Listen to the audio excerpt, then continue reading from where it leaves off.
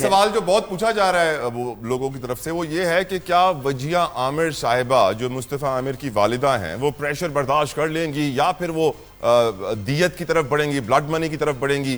میں ویلکم کرنا چاہوں گا, تھینک یو ادا کرنا چاہوں گا وجیہ عامر صاحبہ میرے ساتھ, اور میں جانتا ہوں کہ لیگل پروسیڈنگز کی وجہ سے وہ میرے بہت سارے سوالوں کا جواب نہیں دے پائیں گی, اسی لیے میں ایک ہی سوال وجیہ صاحبہ آپ سے کروں گا.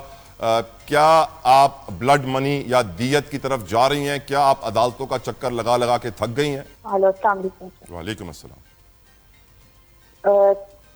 نہیں, دیت کی طرف بالکل بھی نہیں جانا.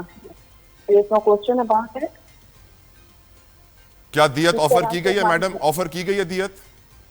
نہیں, کوئی آفر تو نہیں کی گئی, اور شاید اس لیے بھی نہیں کی گئی کیونکہ یہ ہونا ہی نہیں ہے. بالکل ٹھیک. عدالتی کارروائی سے مطمئن ہے ابھی تک میڈم؟ آخری سوال, میں جانتا ہوں مشکل ہے آپ کے لیے جواب دینا, ہاں یا نہ میں دے سکتی ہیں. کوئی خاص مطمئن نہیں ہو, ٹو بی ویری آنیسٹ. اتنا لنگر آن کیوں ہو رہا ہے یہ؟ خاص مطمئن نہیں ہے. تھینک یو وجیہ صاحبہ, I won't take further time. میں جانتا ہوں کہ آپ کے اوپر بہت ساری ایشوز ہیں جن کی وجہ سے آپ کھل کے بات ابھی نہیں کر سکتے ہیں. اشارتاً ہمیں بتا دیا ہے کہ وہ عدالتی کارروائی سے مطمئن نہیں ہے. ان کی نظر میں زیادہ تیز کارروائی ہونی چاہیے تھی, اسپیڈی جسٹس ملنا چاہیے تھا. Justice delayed is justice denied. Next question Iftikhar Ahmed Shah صاحب سے.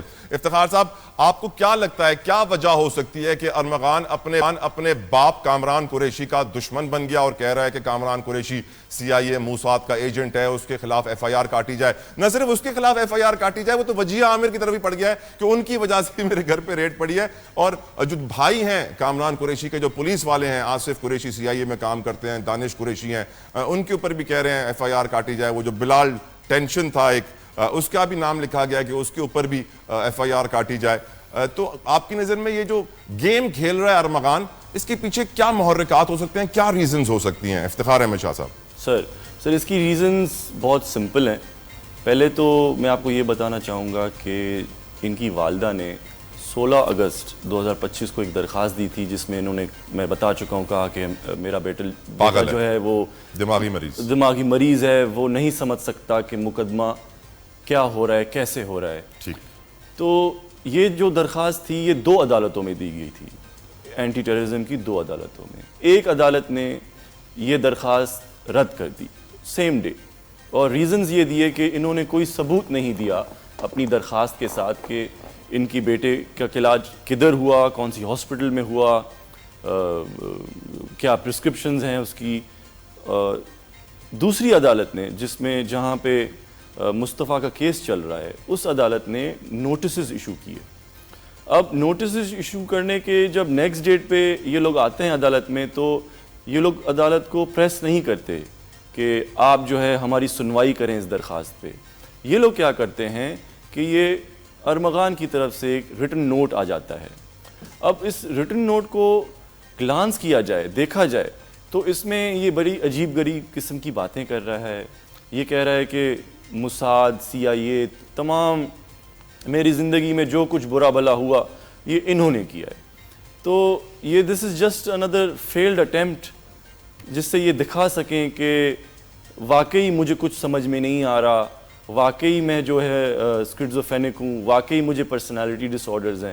تو یہ بنیاد بنائی جا رہی ہے تاکہ یہ 13 مقدموں سے بچ سکے. اب ایک مزیدار بات تو یہ ہے کہ ارمغان 2019 سے مقدموں میں پیش ہو رہا ہے عدالتوں میں, اور 2019 میں 2 نارکوٹکس کے کیس, 2024 میں 4 مزید کیسز اس پہ ہوئے, اور 2025 تک یہ ٹوٹل 13 کیسز ہو چکے. نہ 2019 میں 20, 21, 22, 23, 24 میں کبھی بھی اس قسم کی درخواست نہیں آئی ان کی طرف سے کہ مجھے کچھ سمجھ میں نہیں آ رہا اور پلیز مجھے جو ہے انسین ڈکلیئر کیا جائے اور یہ فائنڈنگ دی جائے کہ مجھے مقدمے سمجھ میں ہی نہیں آ رہے. تو this is just under field attempt. Umair صاحب, آپ سے میں پوچھنا چاہوں گا, جو وکیلوں کی گیم ہے, بہت سارے کہہ رہے ہیں کہ نہ ڈیفینس کی پلی آئی ہے اس کی طرف سے, نہ بیل ریکویسٹ آئی ہے ارمغان کی طرف سے. یہ جو وکیلوں کی گیم انہوں نے کھیلی, ماں اور باپ کے وکیل عدالت میں لڑ جاتے تھے, اس کے اوپر تھوڑی روشنی ڈالیے گا عمیر صاحب. اس کیس میں شروع سے ایک چیز کے اوپر ایک بہت بڑا کویشچن مارک رہا ہے کہ ویدر اس کا وکیل ہے یا وکیل نہیں ہے, اور اگر وکیل ہے تو کون وکیل ہے. شروع کی پیشیوں میں ارمغان کی مدر کی طرف سے ایک مختلف وکلاء صاحب آتے تھے اور ان کی فادر کی طرف سے دوسرے وکیل صاحب آتے تھے. ان دونوں کی بیچ کورٹ میں لڑائی ہو جاتی ہے. اس کے بعد کوئی وکیل نہیں آتا. پھر کچھ وکالت نامے آ جاتے ہیں جس پہ ان کا انگوٹھا ہوتا ہے, سائن ہوتا ہے, جیل اتھارٹی سے اٹیسٹ ہو کے وہ آیا ہوتا ہے. پھر یہ آپ کے پاس اپلیکیشن ڈال دیتے ہیں کہ جی میرا تو کوئی وکیل ہی نہیں ہے. اور یہ اس پہ امپورٹنس دی جائے کہ انہوں نے اس اپلیکیشن میں لکھا مجھے کسی وکیل کی ضرورت ہی نہیں ہے, جیسے کہ میں اپنا مقدمہ خود لڑوں گا.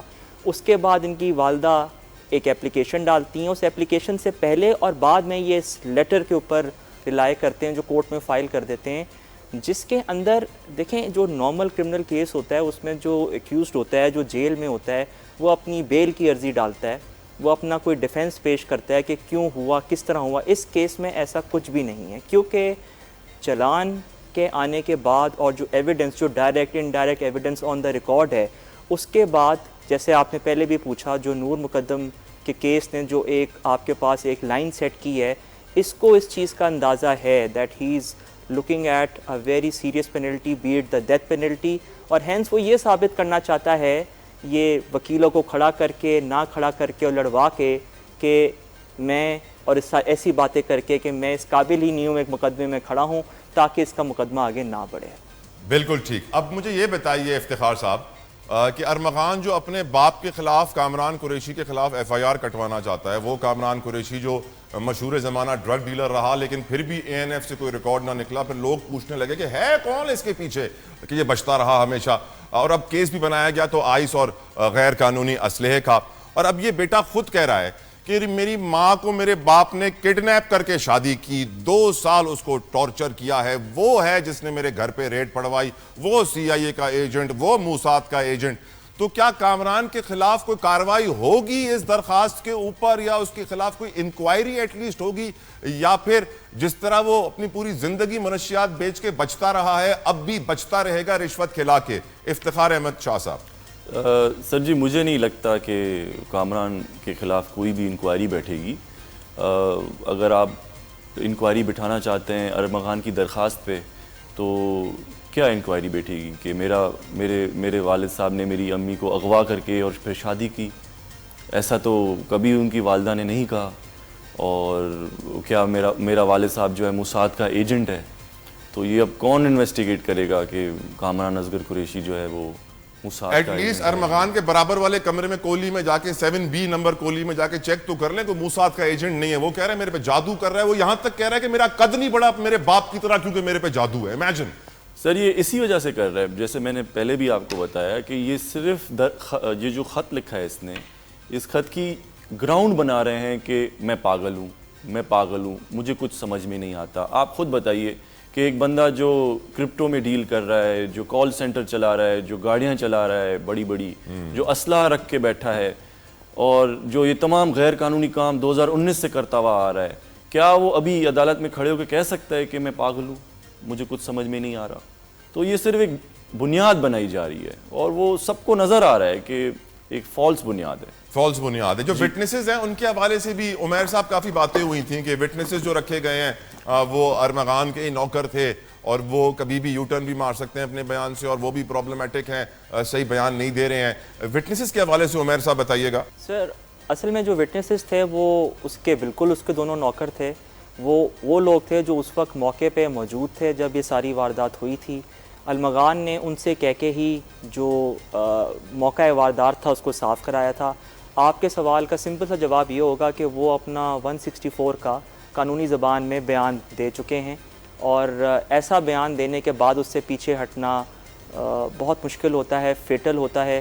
تو جتنا ہم نے اس کیس کو اسٹڈی کیا ہے in light of the evidence available on the record, ایسی کوئی پریشانی اس کیس کے اندر موجود نہیں ہے. مگر میں یہ چیز ضرور ری انفورس کروں گا کہ اس کیس کے اندر اتنا ڈھیر سارا ایویڈنس آن دا ریکارڈ ہے کہ جس کے بیسس پہ یہ آرام سے اسٹیبلش کیا جا سکتا ہے ایک قانونی عدالت کے سامنے کہ یہ جو کیا گیا تھا یہ ایک پلاننگ کے ساتھ کیا گیا تھا, اور اسی ڈر اور خوف کی وجہ سے نہ کوئی بیل لگائی جا رہی ہے, نہ کوئی ڈیفینس لیا جا رہا ہے, اور لہٰذا ایک گراؤنڈ کریٹ کیا جا رہا ہے کہ مقدمہ چلا ہی نہ جائے, اس کو پاگل قرار دے دیا جائے.